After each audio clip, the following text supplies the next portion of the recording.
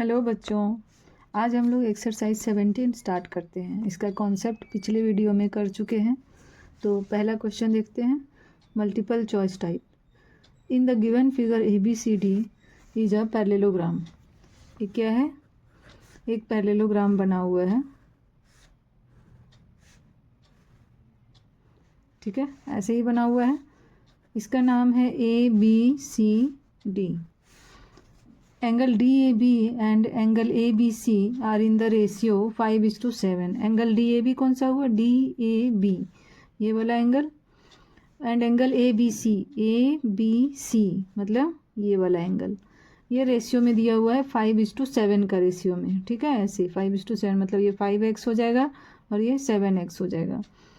The value of x is, अच्छा यहाँ पे x दिया हुआ है, ये वाला एंगल, ठीक है। तो x का वैल्यू निकालना है। x का वैल्यू निकालने के लिए यहाँ x क्वेश्चन में दिया हुआ है, तो हम लोग इसको x नहीं मानेंगे, इसको y मान लेते हैं, ठीक है। 7y और 5y मान लेते हैं इसको। तो x का वैल्यू निकालने के लिए अभी हम लोग क्या क्या कर सकते हैं देखते हैं। देखो ये क्या बोला है, ABCD एक पैरेललोग्राम है, ठीक है। पैरेललोग्राम में हम लोग जानते हैं कि यहाँ एंगल का बात हो रहा है, तो हम लोग एंगल से रिलेटेड कुछ जानते हैं। क्या हम लोग जानते हैं? दो प्रॉपर्टी हम लोग को पता है। एक है कि ऑपोजिट एंगल्स जो होते हैं वो इक्वल होते हैं, और दूसरा है कि चारों एंगल का सम जो है वो कितना होता है? 360 डिग्री, ठीक है। अच्छा देखो यहाँ मान लेते हैं, let angle DAB is equal to 5y and angle ABC is equal to 7y, ठीक है। जो रेशियो में दिया हुआ है उसको हम लोग y के टर्म में मान लिए, वेरिएबल के टर्म में। अब देखो इस पैरेललोग्राम में अगर ये 7y है तो ये भी 7y होगा। क्यों? क्योंकि ये दोनों अपोजिट एंगल है। ये 5y है तो ये भी क्या होगा? 5y हो गया, ठीक है। अब चारों एंगल पता चल गया, देयरफॉर यहाँ लिखते हैं, therefore angle ADC is equal to 7y। क्यों हुआ 7y? क्योंकि ये अपोजिट एंगल है, अपोजिट एंगल, और पैरेललोग्राम में अपोजिट एंगल्स इक्वल होते हैं, ठीक है। अभी देखो एंगल ADC हो गया 7y एंड एंगल BCD, ठीक है। देखो BCD इज इक्वल टू हो गया 5y। ये भी क्या है? अपोजिट एंगल है, इसको भी अपोजिट एंगल लिख दिए। अब पैरेललोग्राम का चारों एंगल हमें पता चल गया। तो चारों एंगल का क्या रिलेशन होता है पैरेललोग्राम में? कि चारों एंगल का सम जो होता है वो 360 डिग्री होता है। नाउ एंगल 5, एंगल नहीं देते हैं, सिर्फ 5y plus 7y plus 5y plus 7y is equal to 360 degree. अब इसको हम लोग प्लस कर लेते हैं। 5 5 10, 10 और 7 17, 17 और 7 24y is equal to 360 degree. This implies y is equal to 360 by 24। इसको 2 से कैंसिल कर दो, फिर 2 से, फिर 3 से, 3 2 जा 6, 3 3 जा 9, फिर 2 से 15। तो y का वैल्यू क्या आया? 15, ठीक है। अभी हमें निकालना क्या है? 5। अगर y का वैल्यू 15 आ गया तो चारों एंगल हमें पता चल जाएगा। हमें निकालना x है, इधर वाला एंगल। तो देखो क्योंकि ये एक स्ट्रेट लाइन है, ये स्ट्रेट लाइन है, और स्ट्रेट लाइन में ये वाला इसको कट कर रहा है, तो यहाँ पर जो ये पूरा एंगल स्ट्रेट लाइन में कहीं भी जो एंगल बनता है वो 180 डिग्री बनता है। मतलब ये x और 7y को अगर ऐड करेंगे तो 180 आना चाहिए। देयरफॉर यहाँ लिखते हैं x plus 7y is equal to 180 degree. This implies x plus 7 into y का वैल्यू 15 पता है, is equal to 180 degree. This implies x is equal to 180 minus 15, 7 जा क्या? देखो 15 इंटू 7 105, इसको इधर माइनस कर दिए, 75 आ गया। x का वैल्यू क्या आ गया? 75। तो यहाँ कौन सा ऑप्शन होगा? ऑप्शन नंबर यहाँ पे C होगा, ठीक है। दूसरा क्वेश्चन देखते हैं। ABCD is a rectangle, to make it a square which of the following condition must be satisfied. ABCD तो रेक्टेंगल है, अब इसका इसको स्क्वायर बनाने के लिए क्या कंडीशन सेटिस्फाइड होना चाहिए? रुको पहले बना लेते हैं एक ABCD रेक्टेंगल। रेक्टेंगल है ABCD। अब कौन सा कंडीशन सेटिस्फाइड होना चाहिए बोल रहा है? AC is equal to BD। AC is equal to BD। ये तो रेक्टेंगल में भी सेटिस्फाइड होता है, इसको स्क्वायर कैसे बना देगा? AC is equal to BD अगर हो जाएगा तो नहीं ना होगा, क्योंकि ये तो रेक्टेंगल में भी होता है। स्क्वायर का कुछ अलग क्या है? देखो AC परपेंडिकुलर टू BD, दूसरा में बोल रहा है AC परपेंडिकुलर टू BD। हाँ, ये परपेंडिकुलर होना चाहिए यहाँ पर। स्क्वायर में परपेंडिकुलर होता है लेकिन रेक्टेंगल में नहीं होता है। Diagonal bisect each other, diagonal तो रेक्टेंगल में भी बाइसेक्ट करता है। AB is equal to CD, AB is equal to CD तो रेक्टेंगल में भी होता है, पैरेलल और इक्वल अपोजिट साइड, तो स्क्वायर में तो होता ही होगा। अलग क्या है कि इसमें AC जो है वो BD में परपेंडिकुलर होना चाहिए। तो ये कंडीशन अगर सेटिस्फाइड हुआ तब एक रेक्टेंगल स्क्वायर भी कहलाएगा। तो यहाँ पे कौन सा होगा ऑप्शन? B ऑप्शन होगा नंबर 2 में। ठीक है, अब नंबर 3 देखो। नंबर 3 में क्या है? इन quadrilateral ABCD, AB parallel DC, AB parallel DC है। क्वाड्रिलेटरल बना लेते हैं, किसी भी टाइप से क्वाड्रिलेटरल बना लेना है ABCD, जिसमें कि AB जो है वो DC के पैरेलल है। Then angle A plus angle B is equal to 180 degree. देखो angle A plus angle B 180 degree होगा? नहीं होगा।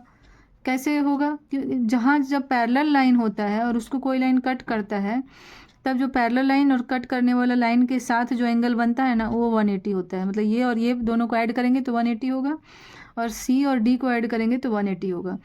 क्योंकि ये और ये BC और AD लाइन के बारे में कुछ नहीं बोला है, पैरेलल है कि नहीं है। अगर ये दोनों पैरेलल होता तो ये और ये एंगल का भी सम 180 होता, बट ये पैरेलल नहीं है। यहाँ बोल रहा है AB पैरेलल DC, तो ये सेटिस्फाइड तो नहीं होगा। B angle A plus angle C is equal to 180 degree, ये होगा? ये भी नहीं होगा। क्यों? क्योंकि ये तो क्वाड्रिलेटरल है। क्वाड्रिलेटरल में हम लोग बस एक ही चीज़ जानते हैं कि चारों एंगल का सम 360 डिग्री होता है। Angle C plus angle D, देखो यहाँ पर भी नहीं होगा, क्योंकि यहाँ नहीं हो रहा है तो ऐसे यहाँ भी नहीं होगा। Angle A plus angle D 180 degree होगा, ये वाला, A और D। ठीक है, तो ऑप्शन D हो गया इसका। अब 4 number, the diagonal of a quadrilateral are equal and bisect each other. जो डायगोनल है क्वाड्रिलेटरल, देखो इसमें क्या क्या होगा? स्क्वायर तो हो नहीं सकता, स्क्वायर में डायगोनल तो इक्वल होता है और बाइसेक्ट भी करता है, बट यहाँ पे परपेंडिकुलर में बाइसेक्ट करता है। रोम्बस भी नहीं हो सकता है, क्योंकि उसमें क्या होता है? डायगोनल इक्वल नहीं होते हैं। यहाँ बोल रहा है डायगोनल इक्वल है। पैरेललोग्राम में भी डायगोनल इक्वल नहीं होते हैं। रेक्टेंगल में क्या है? डायगोनल इक्वल होते हैं और बाइसेक्ट भी करते हैं। तो ये इसका ऑप्शन होगा D नंबर। अब next 5, a quadrilateral will be a square. एक क्वाड्रिलेटरल स्क्वायर कब होगा? If it's each angle is 90 degree. हाँ, 90 डिग्री होना चाहिए, बट बस यही होने से नहीं हो जाएगा स्क्वायर, और कंडीशन होना चाहिए। Each angle is 90 degree and the diagonals are equal. हाँ, ये भी सही है, डायगोनल्स इक्वल होने चाहिए और 90 डिग्री भी होना चाहिए angle. Sides are equal, sides भी इक्वल होना चाहिए, बट ये एंगल के बारे में नहीं बोला है कुछ। All the sides are equal and each angle is 90 degree. ये वाला इसका डायगोनल क्वाड्रिलेटरल स्क्वायर कब होगा? जब सारे साइड्स जो है इक्वल होंगे और ईच एंगल इज 90 डिग्री होगा। ये कंडीशन सेटिस्फाई कर रहा है सही से, सब आधा अधूरा कर रहा है। तो 5 का हो गया D आंसर। अब नंबर 2 देखते हैं। In parallelogram ABCD angle A is equal to 3 times angle B। तो पैरेललोग्राम पहले एक बना लेते हैं। देखो यहाँ पैरेललोग्राम बना लिए। अब यहाँ पर क्या बोल रहा है? Angle A is equal to 3 times angle B। तो मान लेते हैं let angle B is equal to X। Angle B पता रहेगा तभी ना एंगल A को 3 टाइम्स करेंगे। Angle A is equal to 3 times angle B। अब एंगल B पता है X है, तो यहाँ पे हम लोग क्या मान लिए? एंगल B को X मान लिए। ठीक है, तो अब एंगल A हम लोग बता सकते हैं क्या होगा? Therefore angle A is equal to 3 times X, मतलब 3 इंटू X मतलब 3X। अब देखो एंगल B X है और एंगल A हो गया 3X अकॉर्डिंग टू क्वेश्चन। ठीक है, अब क्या निकालने बोला है? Find all the angles of a parallelogram. All the angles निकालना है, आराम से निकल जाएगा। देखो ये 3X है तो ये भी क्या हो जाएगा? 3X हो जाएगा, क्योंकि पैरेललोग्राम में अपोजिट एंगल्स इक्वल होते हैं। ये X है तो D भी X हो जाएगा। Therefore angle D is equal to x and angle C is equal to 3x.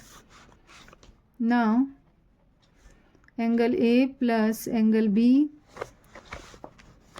plus angle C plus angle D is equal to 360 degree. क्यों? Since ABCD is a parallelogram. ठीक है, ये bracket में दे देना है कि ABCD क्या है, पैरेललोग्राम है, इसलिए चारों एंगल का सम 360 डिग्री होता है. अब यहाँ पर हम लोग लिखते हैं 3x plus 3x plus x plus x is equal to 360 degree. चारों एंगल लिख दिए वैल्यू 336, 17 और 18. 8x is equal to 360 degree. This implies x is equal to 360/8. Cancel करो.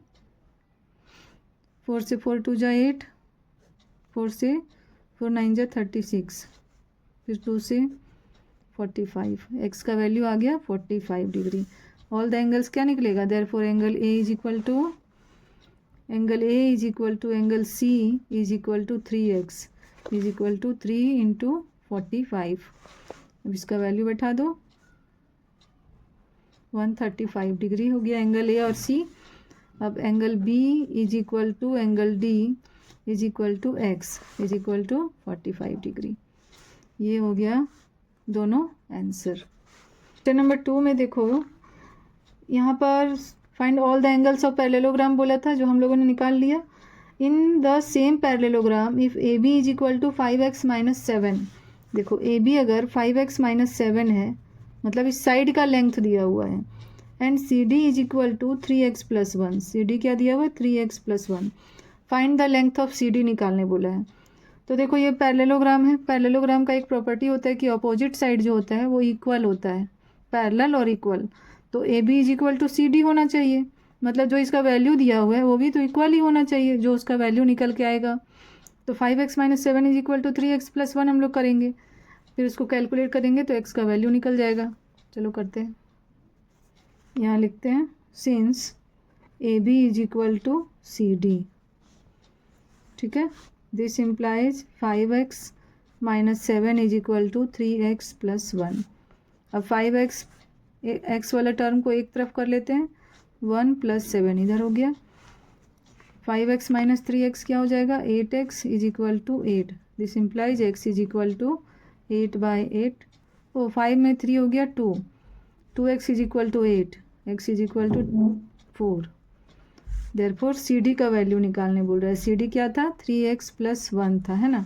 अब x का वैल्यू बैठाओ, 3 × 4 + 1, 12 + 1 इज इक्वल टू 13. ये आ गया CD का वैल्यू. क्वेश्चन नंबर 3 क्या बोल रहा है, इन पैरेललोग्राम PQRS. देखो PQRS पैरेललोग्राम बना लिए हैं. Angle Q is equal to 4x - 5 degree. ये यहाँ पर 4x - 5 डिग्री है. And angle S is equal to 3x + 10 degree. ये वाला भी दिया हुआ है. कैलकुलेट Q एंड R, मतलब ये वाला एंगल और ये वाला एंगल निकालने बोला है. तो यहाँ पर देखो, क्योंकि ये पैरेललोग्राम है तो अपोजिट एंगल्स क्या होंगे, इक्वल होंगे. यहाँ लिख देते हैं angle Q is equal to angle S. Why, since PQRS is a parallelogram. ये रीज़न दे दिए. अब हम लोग क्या करेंगे, Q और S का वैल्यू बैठा देते हैं. 4x - 5 is equal to 3x + 10. तो यहाँ पर x का टर्म एक तरफ और y नंबर वाला टर्म एक तरफ. ये हो गया x is equal to 15. x का वैल्यू क्या आ गया, 15 आ गया. तो हम लोग एंगल Q और एंगल S कैलकुलेट कर सकते हैं. Angle Q is equal to 4x - 5 था, is equal to 4 × 15 - 5, 60 - 5 is equal to 55 degree. Angle Q एक निकालने बोला था तो ये एक आंसर हो गया. और एंगल S क्या हो गया, 3x + 10, मतलब वो भी 55 ही होगा क्योंकि दोनों इक्वल होता है. तो इसको हम लोग निकालते नहीं हैं. Angle S is equal to भी 55 डिग्री. ठीक है, देख लो यहाँ x का वैल्यू 15 रखेंगे. 15 3 जा 45 और 45 + 10 कितना हो गया, 55. तो एंगल S भी आ गया 55. अच्छा, अब निकालने बोला है P और R निकालने बोला है, तो हम लोग मान लेते हैं let angle R is equal to y degree. अब एंगल आर वाई डिग्री हुआ, therefore angle P is equal to y degree, क्योंकि वो अपोजिट एंगल इक्वल होते हैं। तो यहाँ लिख दो अपोजिट एंगल, इसीलिए देयरफॉर करके हम लोग वहाँ लिख दिए हैं कि angle P is equal to y degree. Now angle P plus angle Q plus angle R plus angle S is equal to क्या होगा 360 डिग्री, क्योंकि क्वाड्रिलेटरल है, ये एक पैरेललोग्राम है तो क्वाड्रिलेटरल ही है ना। क्वाड्रिलेटरल में चारों एंगल का सम क्या होता है 360 डिग्री। तो यहाँ पे हम लोग ये लिख सकते हैं। अब चारों एंगल का सम मतलब सब वैल्यू बैठाओ। पी का क्या था वैल्यू वाई, क्यू का 55 डिग्री, आर का वाई और एस का भी 55 डिग्री। बस इसको सॉल्व करना है, वाई का वैल्यू निकल जाएगा, वाई निकलेगा तो आर वही तो होता है। यहाँ हो जाएगा 2y plus 110 is equal to 360 degree. This implies 2y is equal to 360 minus 110, 250 आ गया। y का वैल्यू 250 बाई 2, 2 1 जा 2, 2 2 जा 4, 2 5 जा 10, 125 डिग्री हो गया y का value. This implies angle R is equal to 125 degree. आ गया। क्वेश्चन नंबर 4 में क्या है, in rhombus A B C D if angle A is equal to 74 degree find angle B and angle C. 4 का 2 question है यहाँ पे। पहला क्वेश्चन हम लोग पहले सॉल्व करते हैं। तो देखो यहाँ पे मैंने रोम्बस बना लिया है। ए बी सी डी एक रोम्बस है और एंगल ए 74 डिग्री दिया हुआ है। तो क्या फाइंड करना है बी एंड सी। अब देखो रोम्बस है ये, तो रोम्बस इज अ पैरेललोग्राम, ठीक है। रोम्बस को पैरेललोग्राम भी बोल सकते हैं। क्यों बोल सकते हैं, क्योंकि रोम्बस में भी ये अपोजिट जो साइड है वो पैरेलल होते हैं। ये और ये साइड दोनों पैरेलल हैं और ये वाले साइड भी दोनों पैरेलल हैं आपस में और इक्वल भी हैं। तो पैरेललोग्राम का भी तो यही प्रॉपर्टी होता है ना। तो रोम्बस भी एक पैरेललोग्राम है। अब पैरेललोग्राम है तो यहाँ लिखते हैं since rhombus is also a parallelogram, ठीक है। मतलब रोम्बस भी एक क्या होता है पैरेललोग्राम होता है। अब पैरेललोग्राम अगर है ये ए बी सी डी तो हम लोग क्या बोल सकते हैं opposite angles are equal, therefore angle A is equal to angle C. तो एंगल ए तो 74 डिग्री है, दिस इम्प्लाइज एंगल सी भी क्या हो जाएगा 74 डिग्री। एंगल सी निकल गया। अब एंगल बी निकालना है। अच्छा हम लोग मान लेते हैं let angle B is equal to angle D. यहाँ भी अपोजिट एंगल इक्वल होगा, बी और डी दोनों को हम लोग मान लेते हैं is equal to x degree. Angle B is equal to angle D is equal to x degree मान लेते हैं। अब ये क्योंकि एक रोम्बस है या एक क्वाड्रिलेटरल भी है, क्वाड्रिलेटरल में क्या होता है चारों एंगल का सम 360 डिग्री होता है। देयरफॉर यहाँ लिखते हैं angle A plus angle B plus angle C plus angle D is equal to 360 degree. क्यों, क्योंकि रोम्बस भी एक क्वाड्रिलेटरल ही है। क्वाड्रिलेटरल में तो बस 4 साइड होना चाहिए, तो ये क्वाड्रिलेटरल भी है। तो इसमें हम लोग बैठा देते हैं ए कितना है 74, बी कितना है एक्स और सी भी 74 और D x is equal to 360 degree, ठीक है। अभी हम लोग क्या करेंगे, अब इसको प्लस कर देते हैं 4 4 8 7 7 14 plus 2x is equal to 360 degree. This implies 2x is equal to 360 minus 140।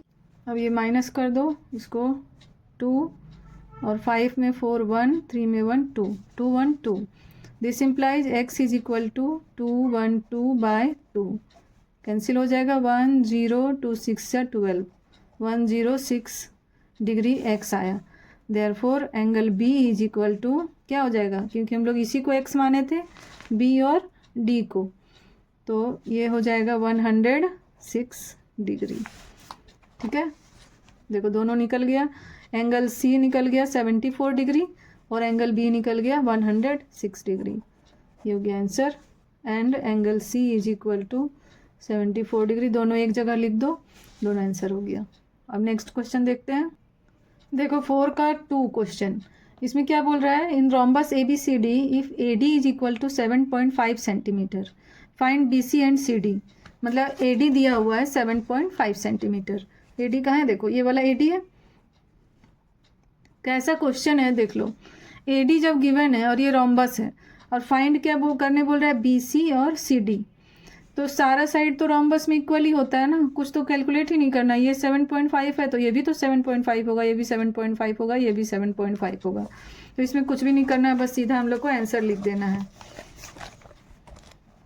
Number 2 given, जो गिवन है वो लिख दो, थोड़ा एक्सप्लेन तो करना पड़ेगा ना।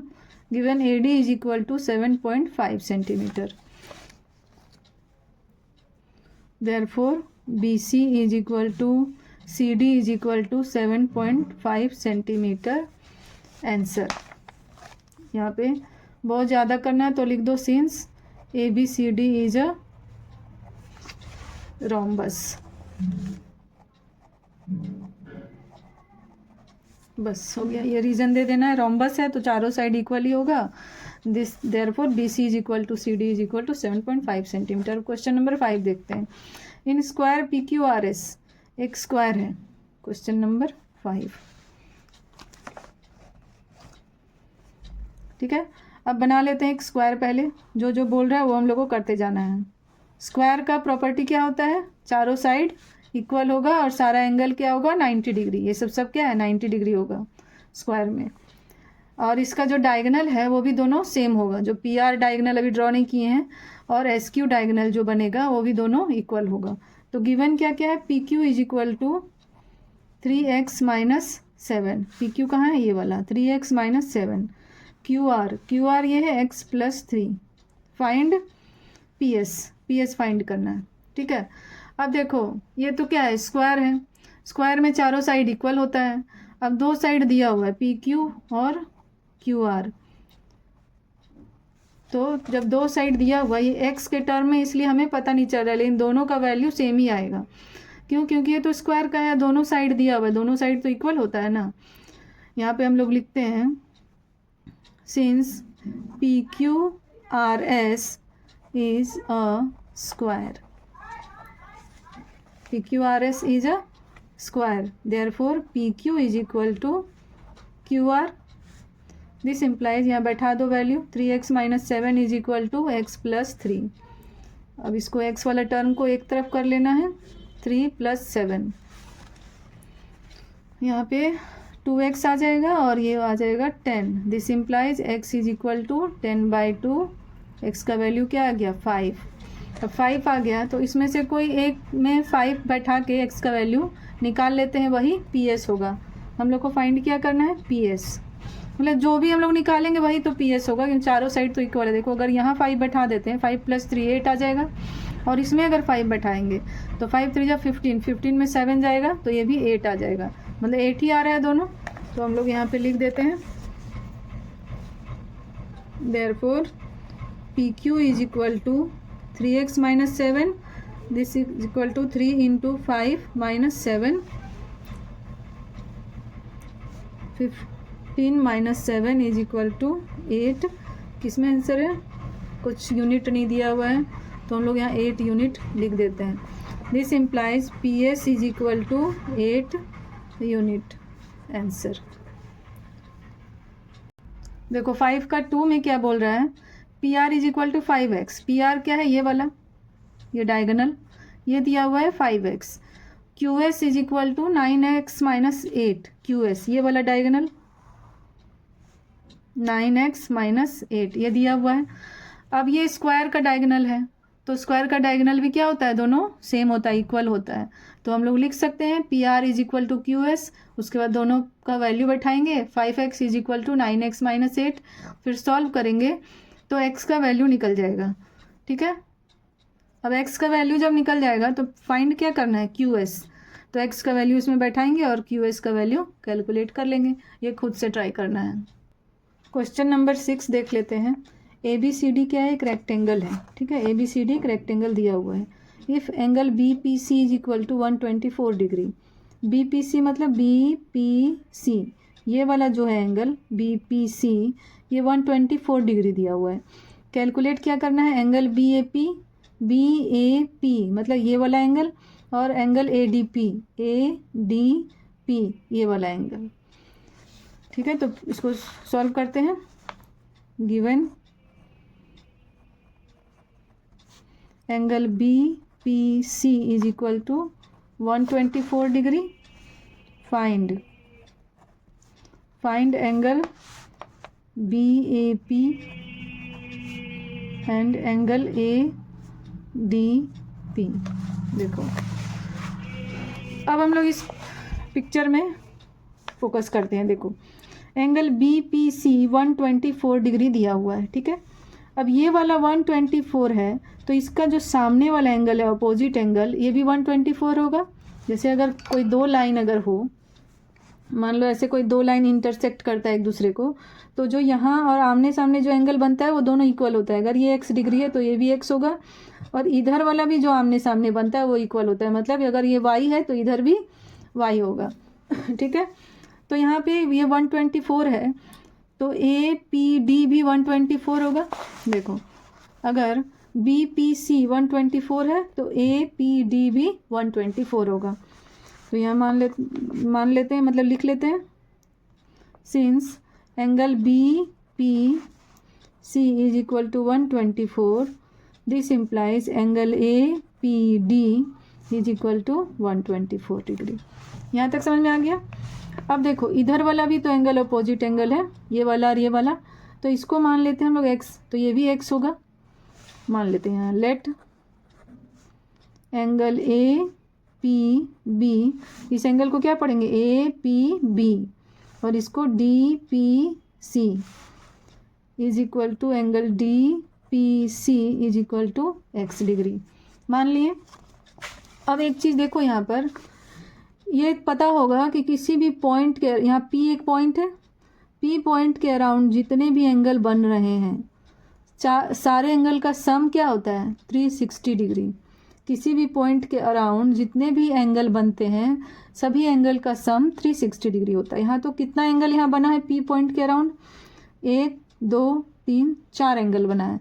तो चारों एंगल को अगर हम लोग जोड़ेंगे, सम करेंगे, तो 360 आना चाहिए। तो हम लोग यहाँ लिखते हैं देयरफॉर एंगल में 124 plus x plus x is equal to 360 degree. ठीक, क्यों? क्योंकि ये पॉइंट P के अराउंड सारे एंगल बने हैं। अब इसको सॉल्व करते हैं। 248 plus 2x is equal to 360 degree. This implies 2x is equal to 360 minus 248, इसको माइनस करो। This implies x is equal to 112/2, 2 5 ज़ा 10, 2 6 ज़ा 12, 56 डिग्री। x का वैल्यू क्या आ गया 56, x मतलब ये वाला 56 आ गया है ना, और ये वाला भी 56 पता चल गया। अच्छा, अभी हमें क्या फाइंड करना है BAP मतलब ये वाला एंगल। अब जब ये वाला एंगल फाइंड करना है तो हम लोग इस ट्रायंगल में फोकस करते हैं पहले, APB ट्रायंगल में। देखो क्या होता है, since AC is equal to BD, जो रेक्टेंगल का डायगोनल होता है वो इक्वल होता है और एक दूसरे को क्या करता है, बाइसेक्ट भी करता है। बाइसेक्ट करता है मतलब AP is equal to PC और BP is equal to PD। ठीक है, तो हम लोग यहाँ लिखते हैं।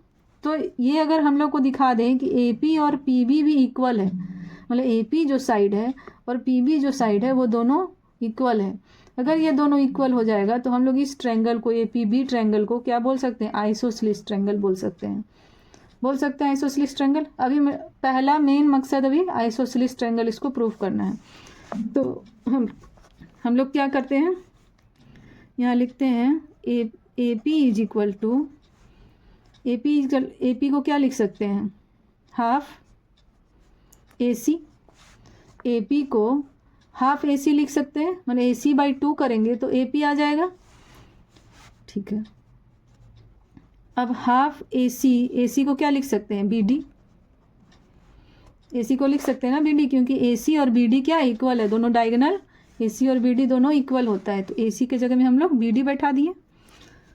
अच्छा, अब BD हो गया, तो हम लोग को क्या दिखाना है, A P is equal to P B. This implies A P is equal to B D को हम लोग लिख सकते हैं हाफ बी पी, नहीं सॉरी, बी डी को हम लोग लिख सकते हैं 2BP, क्योंकि बी डी को अगर बी पी को डबल करेंगे तो बी डी ही बनेगा ना, बी पी को डबल करेंगे तो क्या बनेगा, बी डी। तो हम लोग बी डी को लिख सकते हैं हाफ, अच्छा हाफ बी डी है, हाफ बी डी मतलब बी पी ही ना हुआ, बी डी का आधा किए तो क्या आ गया, या तो बी पी आएगा या तो पी डी आएगा, तो हम लोग बी पी लिख देते हैं। हाफ बी डी को हम लोग क्या लिख सकते हैं, बी पी। तो A P is equal to B P, देखो A P is equal to half A C किए, हम लोग ए पी को लेके चल रहे हैं, ये मतलब नहीं सोचना है कि ए पी कहाँ से आ गया, हम लोग ए पी को लेके चलना है, ए पी का इक्वल करके जो भी ए पी को लिख सकते हैं लिखते जाना है, उसके बाद ए पी को सॉल्व करते करते बी पी ले आना है, तो A P is equal to B P हो जाएगा। ए पी को क्या लिख सकते हैं, हाफ ए सी, अब ए सी को हम लोग क्या लिख सकते हैं, बी डी, यहाँ देखो डायगोनल दोनों इक्वल होता है, ए सी और बी डी, ए सी को बी डी लिख लिए। अब A P is equal to half B D क्या होगा, बी पी होगा, हाफ बी डी क्या होता है, बी डी का आधा करेंगे तो बी पी आएगा, तो ये हो गया, हाफ बी डी को बी पी लिख सकते हैं। समझ में आ गया यहाँ तक। अब A P B P equal हो गया, देखो ए पी और बी पी इक्वल हो गया जो हम लोग चाहते थे। Therefore triangle A P B is an isosceles triangle, isosceles triangle, ठीक है।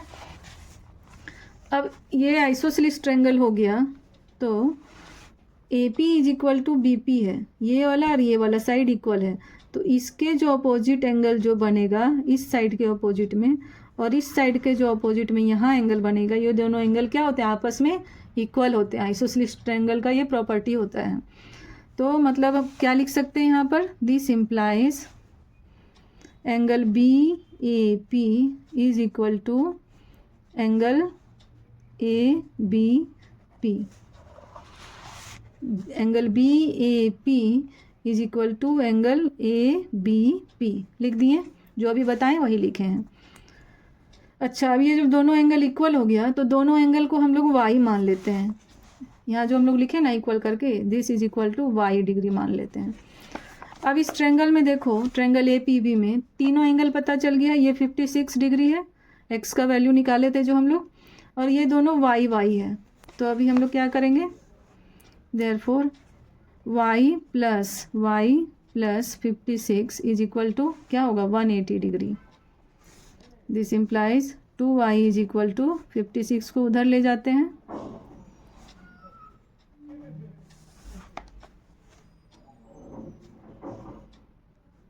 $124।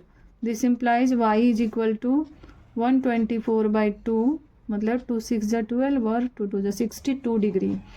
अच्छा, y निकल गया तो हम लोग y किसको माने थे, एंगल बी ए पी को, और फाइंड क्या करना है, एंगल बी ए पी। देखो एंगल बी ए पी ही फाइंड करना है, यहाँ पे लिख दो, therefore angle B A P is equal to 62 degree answer.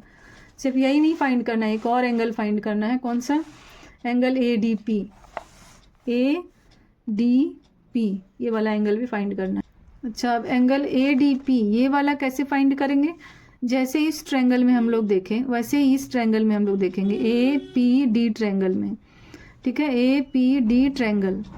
इस ट्रायंगल में क्या होगा, ये 124 डिग्री है तो ये भी 124 डिग्री है, और ये भी एक आइसोसेलेस ट्रायंगल है, A P is equal to P D भी है, जैसे यहाँ A P is equal to P B था वैसे ही A P is equal to P D है, तो ये एक आइसोसेलेस ट्रायंगल है।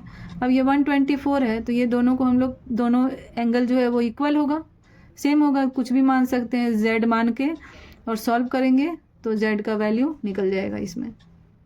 ये क्वेश्चन यहाँ पे जो एंगल निकालना है उसको खुद से सेम इसी प्रोसेस से ट्राई करना है, मतलब यहाँ से, जैसे यहाँ से बनाएं यहाँ से शुरू करना है और सेम प्रोसेस करना है इस ट्रायंगल में, तो तुम्हारा ए डी पी जो एंगल है वो निकल जाएगा, खुद से ट्राई करना है।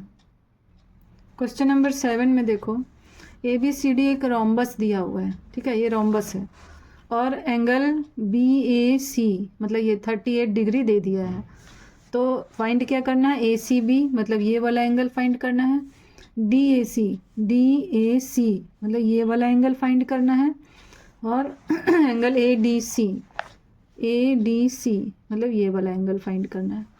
ठीक है, मतलब एक ये और ये 3 एंगल हमें फाइंड करना दिया हुआ है, बस एक एंगल।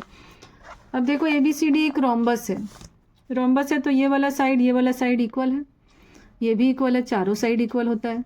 अभी हम लोग ये इस ट्रायंगल में अगर देखेंगे ए बी सी ट्रायंगल में ये वाला साइड और ये साइड इक्वल है, मतलब ये जो ट्रायंगल है ये एक आइसोसेलेस ट्रायंगल बन गया। मतलब इसके जो अपोजिट साइड वाला ये एंगल है और इसके अपोजिट साइड में ये जो एंगल है, ये दोनों क्या होगा, आपस में इक्वल होगा। तो ये 38 है, तो ये भी क्या हो जाएगा, 38 हो जाएगा। आराम से निकल गया पहला। यहाँ लिखो, since A B is equal to B C, this implies triangle ABC is an isosceles triangle। ठीक है, आइसोसेलेस ट्रायंगल हो गया। This implies angle BAC is equal to angle BCA। This implies angle BCA, या इसी को हम लोग ACB भी बोलते हैं, ACB बोलो या BCA बोलो, इज इक्वल टू 38 डिग्री। ये आ गया पहला का आंसर, 38 हो गया। अब फाइंड क्या करना है, DAC फाइंड करना है। अच्छा, अब देखो DAC फाइंड करने के लिए इस ट्रायंगल में हमें देखना पड़ेगा। हम लोग ऐसे भी सोच सकते हैं कि ये और ये पैरेलल है, रोम्बस है तो पैरेलल भी है, इक्वल और पैरेलल। तो DC पैरेलल AB, DC और AB पैरेलल है और ये लाइन इसको कट कर रहा है, और BC और AD भी पैरेलल है। BC और AD पैरेलल है तो जो, और ये लाइन इसको कट कर रहा है, ये वाला लाइन। तो जो यहाँ पर पैरेलल लाइन और जो लाइन कट कर रहा है उसके साथ जो 38 डिग्री बन रहा है, वैसे यहाँ जो पैरेलल लाइन और ये लाइन जो कट कर रहा है उसके साथ जो बनेगा एंगल वो भी आपस में इक्वल होते हैं। इसको बोलते हैं अल्टरनेट एंगल। तो 38 ये भी हो जाएगा। तो इसको हम लोग कैसे लिखेंगे, नंबर 2 का यहाँ लिखते हैं, since AD parallel BC, AD parallel BC है, and AC line cuts these parallel lines. ठीक है, AD और BC पैरेलल है और AC लाइन इसे कट कर रहा है। This implies angle ACB is equal to angle DAC। क्यों, इसको क्या बोलते हैं, इसको लिखना है alternate angle,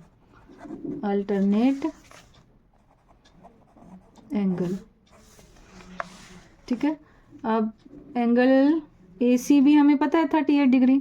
this implies angle DAC is equal to 38 degree, 38 degree. ये हो गया आंसर दूसरा। अब क्या फाइंड करना है, एंगल ADC कहाँ है, ADC। तो ये 38 पता चल गया। अब ये 38 है तो ये भी 38 होगा, क्योंकि ये और ये साइड इक्वल है। तो इस ट्रायंगल में, ये ट्रायंगल आइसोसेलेस ट्रायंगल हुआ, तो दोनों जो बेस वाला एंगल है वो दोनों इक्वल होगा, 38 डिग्री हुआ।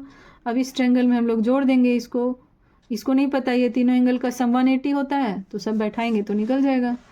Question number 3, since AD is equal to DC, AD और DC इक्वल है, this implies angle DAC is equal to angle ACD is equal to 38 degree. मतलब इस ट्रायंगल में ये वाला और ये वाला 38 हो गया, वो हम बता दिए लिख के। Therefore in triangle ADC, angle ADC plus 38 is equal to क्या होगा, तीनों एंगल का सम ट्रायंगल में क्या होता है, 180 degree. This implies angle ADC plus 16 76 हो गया is equal to 180 degree. This implies angle ADC is equal to 180 minus 76 104 degree. ये तीसरा का आंसर हो गया। बस इसमें थोड़ा लॉजिक लगाना है कि जो भी पिक्चर दिया हुआ उसका प्रॉपर्टी क्या क्या होता है। अगर वो सब प्रॉपर्टी पता है तो तुम आराम से कैलकुलेट कर सकते हो कौन सा एंगल किसके इक्वल है, कौन सा साइड किसके इक्वल होता है, वो सब थोड़ा सा ध्यान में रखना है। वो बनाते बनाते सॉल्व प्रैक्टिस करते करते हो जाएगा, तो प्रैक्टिस करना ज़रूरी है।